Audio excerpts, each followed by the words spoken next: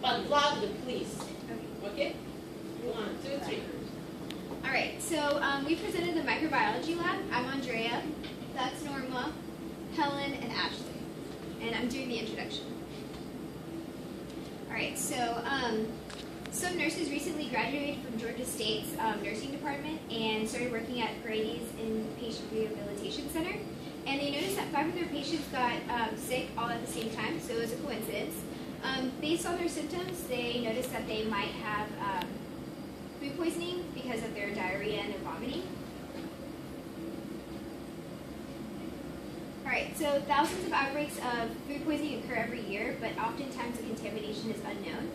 And based on their prior knowledge, researchers predict that the contamination they're suffering is due to E. coli, that they contracted it from Escherichia coli, and because of the symptoms, and they predict that it could have come from hospital food.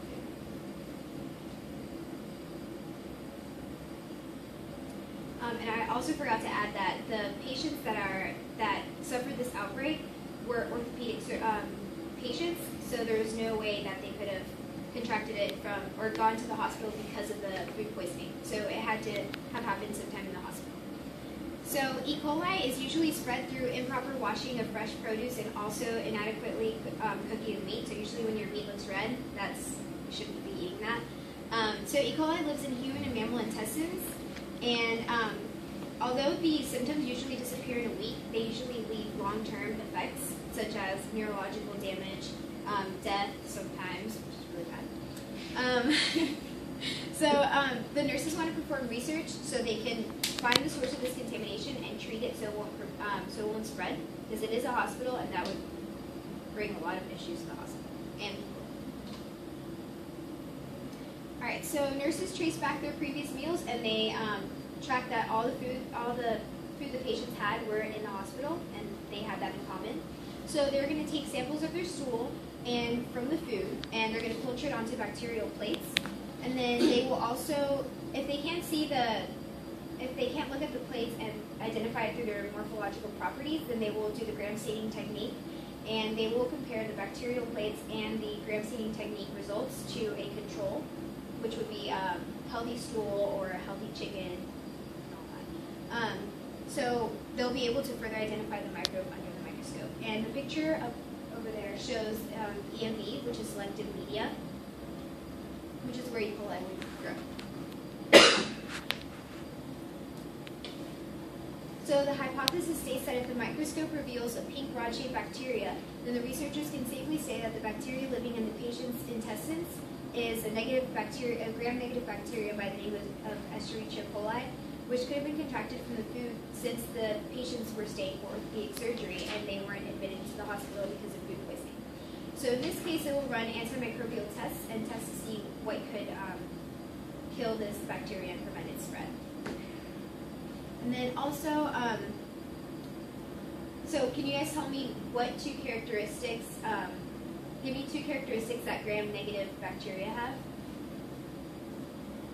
Anyone? Thin wall. Okay. And outer membrane. Okay. Yes. Okay, materials and methods. So we use NB plates, LB plates, and EMB plates, 3 of each, and we split them in half. There's 5 patients, so there's room for stool samples from each patient and a control. And EMB is the control medium. And when we collect the samples and glue them on the plates, we use the aseptic technique. Can anyone tell me what that is? Is that when you invert the plate when you're inoculating it so that way nothing falls into the actual plate? Yes, so that also there's no contamination from the air. And we're going to do the same for the food samples. Also, there's 5 food items that they all have in common. And the control here is something outside of the hospital cafeteria. And if you can't figure out from looking at the bacterial colonies, like their characteristics, if it's too general, you can do the gram staining technique. So who can tell me what heat fixing is? It's basically splitting the bacteria and slide the heat in. Use it. Yeah. Okay.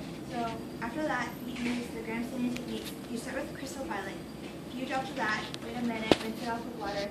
A few drops of gram iodine, rinse it off with water. Decolorizer, a minute, rinse it off with water, and saccharine for a minute, then rinse it off with water. So after you add the decolorizer, gram positive, as you can see here, will be purple versus no color for gram negative.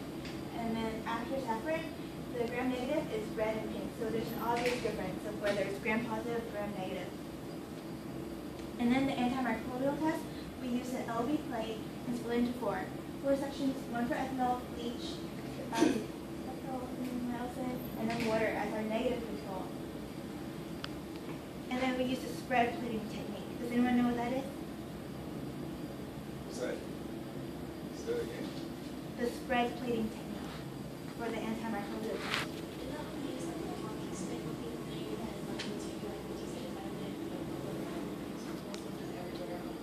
Yes. Okay. Okay, so what we actually found when we examined the stool samples of all of our patients was that there was an abnormally high level of E. coli of bacteria colonies growing compared to the controls. So the controls would be here on the bottom, and this is just an example of one patient. And we did this in triplicate just to make sure. And here is a summary of the morphological characteristics of all of our patients. And as you can see, the form, margins, and elevation were all the same for all 5 of our patients, but our control patient actually had very different morphological characteristics. And when we examined all of this under using the gram stain technique, we found pink-colored bacteria growing in all 5 patients. However, in the control patient, we found purple bacteria growing. And here we have a summary of the food samples that we tested. These included the chicken, carrots, peas, applesauce, and lime jello. And for our control, we just used some food that was not from the cafeteria. And what we found that the chicken was the only one that had the pink rod-shaped bacteria growing, and the other food did not have that, and it was more purple. For our antimicrobial test, again, we used the spread plating technique to spread a known source of E. coli. And we used the ethanol, bleach, spectinomycin, and water as control. For the ethanol, the zone of inhibition, or how much it actually ate away at the bacteria, was 2 centimeters. For bleach, it was 1. And for the spectinomycin, it was 5, which was actually the largest one, and therefore was the largest zone of inhibition. Okay, so for our discussion, overall we found that the illness that was plaguing the rehabilitation center was food poisoning. It was caused by a gram-negative pink rod-shaped bacteria, Escherichia coli, which you can see at the picture down here, how it's a rod-shaped bacteria in our intestines. It was found that the E. coli was in the contaminated chicken, and it further supported our results because the bacteria grew on the EMB plate, which only grows gram-negative bacteria. And so to prevent future outbreaks, the four types of antiseptic solutions were tested to kill E. coli.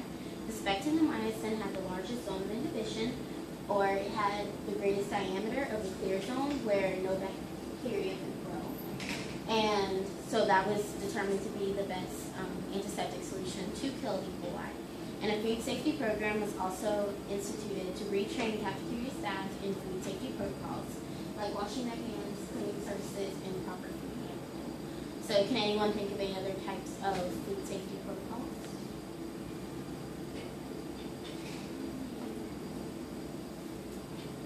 Other food safety protocols would include not leaving out things like meat, because they'll reach the danger zone in terms of temperature and go